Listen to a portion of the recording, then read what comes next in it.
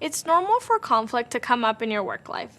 A lot of what you've learned so far, like managing expectations and communicating effectively, can help you avoid conflict. But sometimes you'll run into conflict anyways.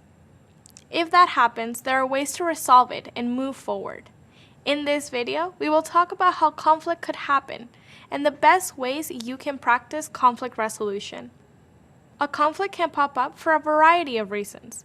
Maybe a stakeholder misunderstood the possible outcomes for your project. Maybe you and your team member have very different work styles.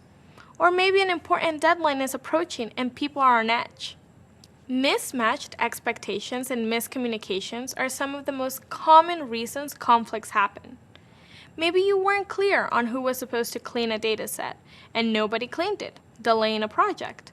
Or maybe a teammate sent out an email with all of your insights included, but didn't mention it was your work. And while it can be easy to take conflict personally, it's important to try and be objective and stay focused on the team's goals. Believe it or not, tense moments can actually be opportunities to reevaluate a project and maybe even improve things. So when a problem comes up, there are a few ways you can flip the situation to be more productive and collaborative. One of the best ways you can shift a situation from problematic to productive is to just reframe the problem. Instead of focusing on what went wrong or who to blame, change the question you're starting with. Try asking, how can I help you reach your goal? This creates an opportunity for you and your team members to work together to find a solution instead of feeling frustrated by the problem. Discussion is key to conflict resolution.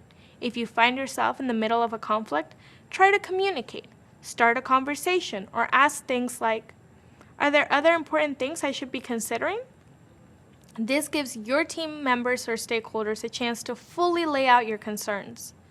But if you find yourself feeling emotional, give yourself some time to cool off so you can go into the conversation with a clearer head.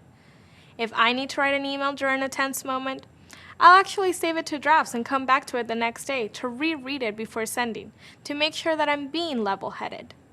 And if you find you don't understand what your team member or stakeholder is asking you to do, try to understand the context of their request.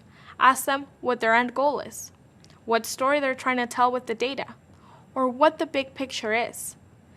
By turning moments of potential conflict into opportunities to collaborate and move forward, you can resolve tension and get your project back on track. So instead of saying, there's no way I can do that in this time frame, try to reframe it by saying, I would be happy to do that, but it'll just take this amount of time.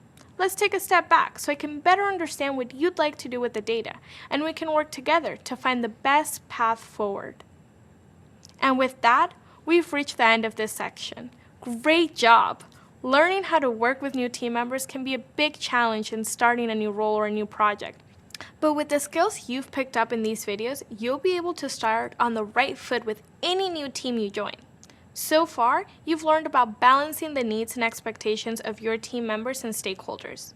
You've also covered how to make sense of your team's roles and focus on the project objective, the importance of clear communication and communication expectations in a workplace, and how to balance the limitation of data with stakeholder asks. Finally, we covered how to have effective team meetings and how to resolve conflicts by thinking collaboratively with your team members. Hopefully now you understand how important communication is to the success of a data analyst. These communication skills might feel a little different from some of the other skills you've been learning in this program, but they're also an important part of your data analyst toolkit and your success as a professional data analyst. And just like all of the other skills you're learning right now, your communication skills will grow with practice and experience.